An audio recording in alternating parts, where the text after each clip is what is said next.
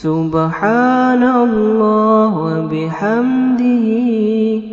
سبحان اللہ العظیم سبحان اللہ وبحمدہ سبحان اللہ العظیم۔ بسم اللہ الرحمن الرحیم، الحمدللہ والصلاة والسلام علی رسول اللہ وعلی آلہ وصحبہ ومن تبعہم بإحسان الی یوم الدین۔ ناظرین السلام علیکم۔ ہماری آج کی گفتگو کا موضوع ہے اللہ کا سایہ۔ دراصل یہ عنوان میں نے ایک حدیث سے لیا ہے جو امام بخاری اور امام مسلم دونوں نے روایت کی ہے۔ حدیث حضرت ابو ہریرہ رضی اللہ عنہ کی روایت کردہ ہے۔ آپ فرماتے ہیں قال رسول اللہ صلی اللہ علیہ وسلم سبعۃ یظلہم اللہ فی ظلہ یوم لا ظل الا ظلہ امام عادل وشاب نشأ فی عبادۃ اللہ ورجل قلبہ معلق فی المساجد ورجلان تحابا فی اللہ اجتمعا علیہ وتفرقا علیہ ورجل دعته امرأة ذات منصب وجمال فقال إني أخاف الله ورجل تصدق بصدقة فأخفاها حتى لا تعلم شماله ما تنفق يمينه ورجل ذكر الله خاليا ففاضت عيناه صدق رسول اللہ صلی اللہ علیہ وسلم۔ حدیث کا مطلب یہ ہے، ابو ہریرہ رضی اللہ عنہ فرماتے ہیں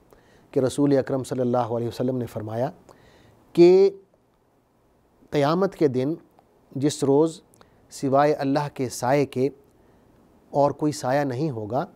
7 قسم کے لوگ ایسے ہوں گے جو اللہ کے سائے تلے ہوں گے۔ سب سے پہلے امام عادل یعنی عادل حکمران،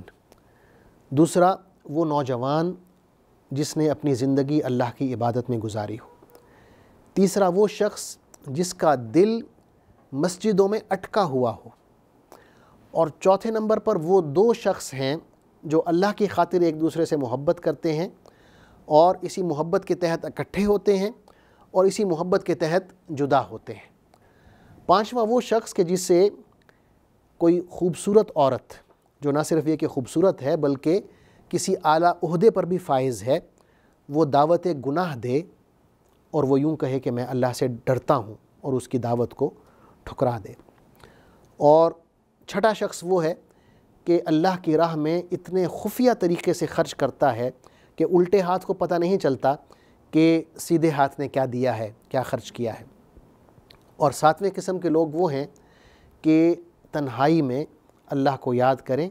اور آنکھوں سے آنسو بہہ نکلیں۔ ناظرین، یہ حدیث اور اس کی شرح میں انشاءاللہ کروں گا، لیکن اس سے پہلے اس حدیث کا جو بیک گراؤنڈ ہے، پس منظر، وہ بتانا ضروری ہے۔ حضور اکرم صلی اللہ علیہ وسلم قیامت کی جو ہولناکیاں ہیں ان میں سے ایک کا منظر پیش کر رہے ہیں۔ وہ یہ ہے کہ میدان حشر میں لوگ کھڑے ہوئے ہیں، ایک طویل قیام کی کیفیت ہے، بیٹھنے کی اجازت نہیں ہے اور ابھی حساب شروع ہونا باقی ہے۔ اس میں حضور اکرم صلی اللہ علیہ وسلم نے فرمایا کہ ایک طویل قیام ہوگا اور اس میں اللہ تعالیٰ کا ایک نیک لوگوں کا وفد ہوگا، وہ انبیاء کے پاس جائے گا اور وہ مختلف انبیاء سے سفارش کرنے کے لیے کہے گا کہ اللہ سے سفارش کی جائے کہ حساب شروع ہو۔ لیکن ہر نبی حضرت آدم کے پاس جائیں گے، حضرت نوح کے پاس جائیں گے، حضرت موسیٰ علیہ السلام، حضرت عیسیٰ علیہ السلام، سب معذرت کریں گے۔ وہ کہیں گے کہ آج اللہ تعالیٰ اتنے غضبناک ہیں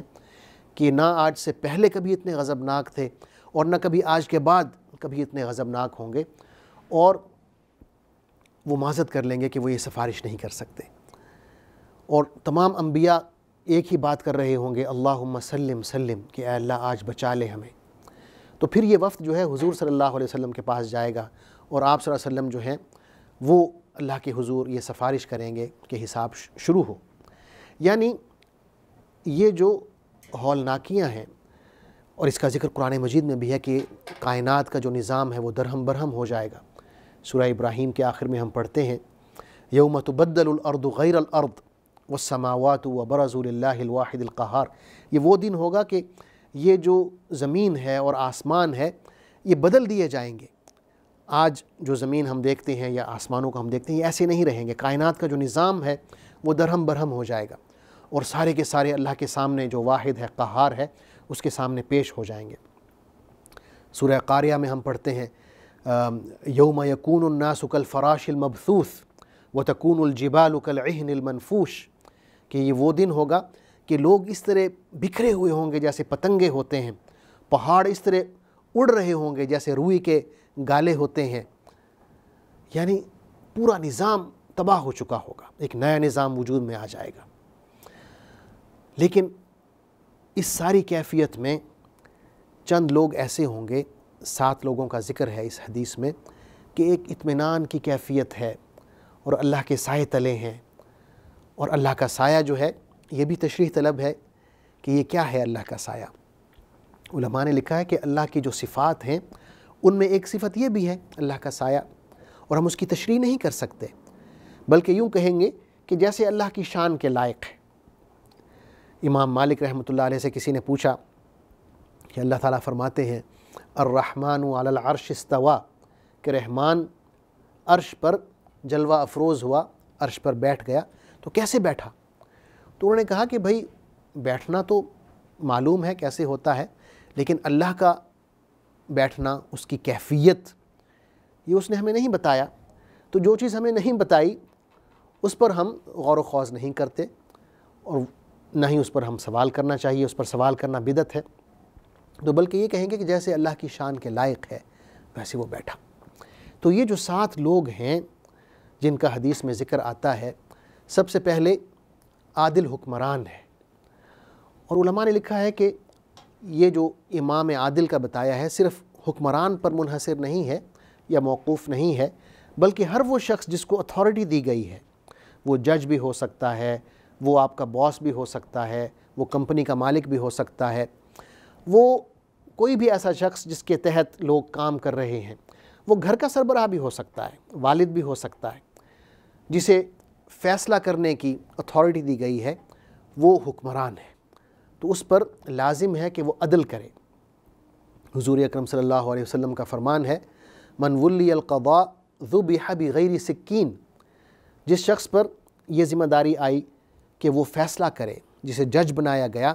گویا کہ اسے بغیر چھری کے ذبح کر دیا گیا، یعنی اتنی بڑی ذمہ داری ہے کسی کے درمیان، 2 بندوں کے درمیان یا زیادہ کے درمیان فیصلے کرنا۔ تو یہ پہلی قسم کے لوگ ہوں گے جو اللہ کے سائے تلے ہوں گے اس روز جب اللہ کے سائے کے علاوہ کسی اور چیز کا سایہ نہیں ہوگا، اور وہ ہیں عادل حکمران۔ دوسرا وہ نوجوان جس نے اپنی زندگی اللہ کی عبادت میں گزاری ہو۔ ناظرین، یہ ایک پرائم ٹائم ہوتا ہے انسان کی زندگی کا، جوانی، اگر اس میں وہ صراط مستقیم پر رہتا ہے، بہکتا نہیں ہے، تو اللہ نے اس کے لیے بہت بڑا اجر رکھا ہے کہ وہ اپنے سائے تلے اس نوجوان کو رکھے گا جو اپنی زندگی، جو اپنی جوانی، اور یہ جو پیریڈ ہے جوانی کا، یہ اللہ کی عبادت میں گزارتا ہے۔ بوڑھے ہو کے تو سارے ہی اللہ کی طرف لوٹ آتے ہیں، اس کی عبادت میں لگ جاتے ہیں، لیکن یہ جو وقت ہے جوانی کا، اس کی ایک خاص اہمیت ہے، کیونکہ اس میں بہکنے کا امکان زیادہ ہوتا ہے۔ اس کے بعد فرمایا کہ وہ شخص جس کا دل مسجدوں میں اٹکا ہوا ہے، یعنی نماز باجماعت اس نے ادا کر لی، اس کے بعد وہ اپنے کام کاج میں لگ گیا،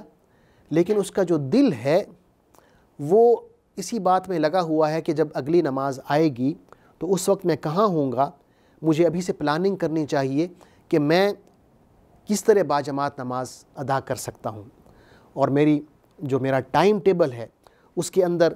5 نمازیں موجود ہونی چاہیے، میرے ٹائم ٹیبل کے اندر نمازوں کو جگہ ملنی چاہیے، تاکہ میں پہلے سے یہ پلان کر لوں کہ فجر کے وقت میں کہاں ہوں گا، ظہر کے وقت میں کہاں ہوں گا، عصر کے وقت میں کہاں سے گزر رہا ہوں گا، فلاں مسجد میں نماز باجماعت ادا کر سکوں گا۔ اسی طرح تمام نمازوں کے بارے میں اس کی جو پلاننگ ہے اس میں تمام نمازیں شامل ہوں۔ اس کے بارے میں بھی بہت بڑا اجر ہے کہ وہ شخص جو نماز کے بارے میں فکر مند رہتا ہے کہ میں کس طرح نماز باجماعت ادا کروں، اور کس طرح نماز باجماعت جو ہے وہ مجھ سے رہ نہ جائے، مس نہ ہو جائے، یہ اللہ نے اس کے لیے اجر رکھا ہے کہ اسے اپنے سائے تلے جگہ عطا فرمائے گا۔ جو چوتھا شخص ہے وہ حضور صلی اللہ علیہ وسلم نے بتایا کہ دو آدمی ہیں، دو شخص ہیں، خواتین بھی ہو سکتی ہیں، کہ آپس میں ان کا جو تعلق ہے، ان کی جو محبت ہے وہ اللہ کی رضا کے لیے ہے، اللہ کے کاموں کے لیے ہے، اس میں کوئی دنیاوی غرض نہیں ہے۔ وہ ملتے ہیں تو کوئی دین کا کام کرنے کے لیے ملتے ہیں، علیحدہ ہوتے ہیں تب بھی اسی وعدے پر کہ ہم دین کا کام کریں گے۔ تو یہ جو محبت ہے اللہ کے لیے، اس کا اللہ تعالیٰ بہت اجر عطا فرماتے ہیں۔ ایسے لوگوں کو قیامت کے دن وہ اپنے سائے تلے جگہ عطا فرمائیں گے۔ پانچواں شخص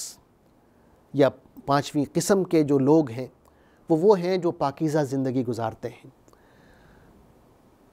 حدیث میں حضور صلی اللہ علیہ وسلم نے جو مثال دی ہے وہ یہ ہے کہ ایسا شخص کہ اسے کوئی ایسی خاتون دعوت گناہ دیتی ہے، یعنی زنا کی دعوت دیتی ہے، کہ وہ نہ صرف یہ کہ خوبصورت ہے بلکہ کسی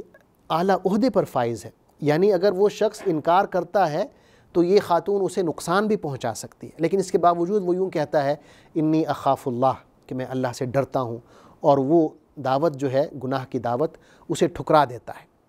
اور پاکیزہ زندگی کو ترجیح دیتا ہے۔ حدیث میں حضور اکرم صلی اللہ علیہ وسلم نے ایسے شخص کے لیے جنت کی ضمانت دی ہے۔ آپ صلی اللہ علیہ وسلم کا فرمان ہے من یضمن لی ما بین لحییہ وما بین فخذیہ اضمن لہ الجنہ، جو شخص مجھے اس چیز کی ضمانت دے جو اس کے دو جبڑوں کے درمیان ہے، یعنی زبان کی حفاظت کی مجھے ضمانت دے، اور اس چیز کی ضمانت دے جو اس کی دو ٹانگوں کے درمیان ہے، یعنی اپنی شرمگاہ کی حفاظت کی ضمانت دے، تو میں اسے جنت کی ضمانت دیتا ہوں۔ تو اس حدیث میں آپ صلی اللہ علیہ وسلم نے دو چیزوں کا ذکر کر دیا کہ شرمگاہ کی بھی حفاظت کی جائے اور زبان کی حفاظت کی جائے، لیکن یہ جو حدیث جس کی ہم تشریح کر رہے ہیں اس میں یہ ہے کہ انسان اپنی شرمگاہ کی حفاظت کرے، پاکیزہ زندگی گزارے، وہ حلال ذرائع جس کے تحت اللہ تعالیٰ نے ہمیں اپنی جائز خواہشات پوری کرنے کی اجازت دی ہے، ہماری بیویاں ہیں، وہ ٹھیک ہے، اس کے علاوہ جو بھی ہے اسے زنا قرار دیا گیا ہے، اس کی مذمت آئی ہے، اسے حرام قرار دیا گیا ہے، اور وہ شخص جو پاکیزہ زندگی گزارتے ہیں ان کے لیے اجر عظیم ہے۔ یعنی اس سے بڑا کیا اجر ہوگا کہ اللہ تعالیٰ قیامت کے روز اپنے سائے تلے اس شخص کو جگہ دے گا جس نے پاکیزہ زندگی گزاری۔ چھٹے نمبر پر وہ لوگ ہیں جو اللہ کی راہ میں خرچ کرتے ہیں، اور اتنا خرچ کرتے ہیں کہ بعض دفعہ خود کو بھی پتہ نہیں ہوتا کہ اللہ کی راہ میں کتنا خرچ کر دیا ہے۔ یعنی بعض لوگوں کو ہم دیکھتے ہیں کہ وہ جیب میں ہاتھ ڈالیں گے اور خفیہ طریقے سے کسی کو دے دیں گے۔ حدیث میں آتا ہے کہ الٹے ہاتھ کو پتہ نہیں چلا کہ سیدھے ہاتھ نے کیا خرچ کیا، مطلب یہ ہے کہ اپنے آپ کو پتہ نہیں چلا۔ یعنی اللہ کی جو صفت ہے کہ وہ بغیر حساب دیتا ہے، تو اس حدیث سے لگتا ہے کہ اللہ تعالیٰ چاہتے ہیں کہ بندوں میں بھی اللہ کی اس صفت کا تھوڑا سا عکس آ جائے کہ وہ بھی کبھی کبھی بغیر حساب میرے بندوں میں خرچ کرنے لگ جائیں۔ اگر ہم بغیر حساب دیں گے تو وہ ذات جس نے ہمیں عطا کیا ہے ظاہر ہے وہ بھی بغیر حساب ہمیں عطا کرے گی۔ تو آخر میں جس شخص کا ذکر آیا ہے یا جس قسم کے لوگوں کا ذکر آیا ہے وہ لوگ ہیں جو خود احتسابی کرتے ہیں، اپنا حساب اپنا محاسبہ خود کرتے ہیں، کہ اکیلے بیٹھے ہوئے ہیں، یا آپ فرض کریں کہ سارا دن آپ نے گزارا اور رات کو آپ بیٹھے ہیں تو آپ پورے دن پر نظر دوڑا رہے ہیں کہ آج میں نے کیا کیا کیا، آج اللہ نے مجھ پر کیسی کیسی نعمتوں کی بارش کی، اور اللہ کے ساتھ میرا رویہ کیسا تھا۔ تو جب آپ یہ دونوں کا موازنہ کرتے ہیں تو ظاہر ہے انسان پچھتاتا ہے کہ اللہ نے تو میرے ساتھ ویسا نہیں کیا جو سلوک میں نے اللہ کے ساتھ کیا ہے۔ تو پھر یہ ہے کہ پشیمانی ہوتی ہے، ندامت ہوتی ہے، اور انسان اگر اس ندامت میں اس کے آنسو نکل آتے ہیں تو وہ آنسو اللہ کو بہت پیارے لگتے ہیں۔ اللہ تعالیٰ فرماتا ہے کہ یہ جو آنسو ہیں، حضور اکرم صلی اللہ علیہ وسلم نے فرمایا ہے عینان لا تمسہما النار، دو آنکھیں ایسی ہیں کہ جنہیں آگ نہیں چھوئے گی، عین بکت من خشیت اللہ وعین باتت تحرس فی سبیل اللہ، ایک آنکھ وہ ہے جو اللہ کے خوف سے روتی ہے، اللہ کی خشیت سے روتی ہے، اور دوسری وہ ہے جو اللہ کی راہ میں سرحدوں پر پہرا دیتے ہوئے جاگتی ہے. ہمارے افواج کی طرف اشارہ ہے جو اسے عبادت سمجھتے ہوئے ہماری سرحدوں کی حفاظت کرتے ہیں. اللہ تعالیٰ کے رسول صلی اللہ علیہ وسلم فرماتے ہیں کہ ایسی آنکھوں کو اللہ تعالیٰ کبھی جہنم کی آگ نہیں لگنے دے گا. اور آنکھ سے بھی مراد یہ ہے کہ انسان کی پوری شخصیت ہے، یعنی آنکھ کو آگ نہیں چھوئے گی، مطلب یہ ہے کہ اس شخص کو آگ نہیں چھوئے گی. تو یہ جو 7ویں قسم کے لوگ ہیں یہ وہ ہیں جو تنہائی میں بیٹھتے ہیں، اللہ کا ذکر کرتے ہیں اور اپنا محاسبہ کرتے ہیں اور ان کی آنکھ بھر آتی ہے. اللہ تعالیٰ کو ایسے لوگ بہت محبوب ہیں. وہ انہیں ان لوگوں میں جگہ عطا فرمائے گا جو قیامت کے روز اللہ کے سائے تلے ہوں گے، اس روز جب اس کے سائے کے علاوہ کسی اور چیز کا سایہ نہیں ہوگا. تو ناظرین، یہ 7 قسم کے لوگ ہیں. مختصراً میں ان کا دوبارہ ذکر کر دیتا ہوں. عادل حکمران ہے، وہ نوجوان جس نے اپنی زندگی اللہ کی عبادت میں گزاری. وہ شخص جس کا دل مسجدوں میں اٹکا رہتا ہے. وہ 2 لوگ جو اللہ کی خاطر محبت کرتے ہیں، اسی محبت کے تحت اکٹھے ہوتے ہیں، اسی محبت کے تحت علیحدہ ہوتے ہیں. وہ شخص جسے کوئی خوبصورت اور اعلیٰ عہدے پر فائز عورت دعوت گناہ دے اور وہ یوں کہے کہ میں اللہ سے ڈرتا ہوں. وہ شخص جو اللہ کی راہ میں اتنا خفیہ طریقے سے خرچ کرے کہ الٹے ہاتھ کو بھی پتہ نہ چلے کہ سیدھے ہاتھ نے کیا خرچ کیا ہے. اور آخر میں وہ شخص جو تنہائی میں بیٹھ کر اللہ کو یاد کرے اور اس کی آنکھیں بھر آئیں. اللہ سے دعا ہے کہ ہمیں بھی ایسی صفات عطا فرمائے اور ہمیں بھی ایسے لوگوں میں شامل فرمائے جو اس کے محبوب بندے ہیں. آمین. والسلام علیکم ورحمۃ اللہ وبرکاتہ. اللہم صلی علی سیدنا محمد وعلی آلہ وصحبہ وسلم. اللہم صلی علی سیدنا محمد وعلی آلہ وصحبہ وسلم.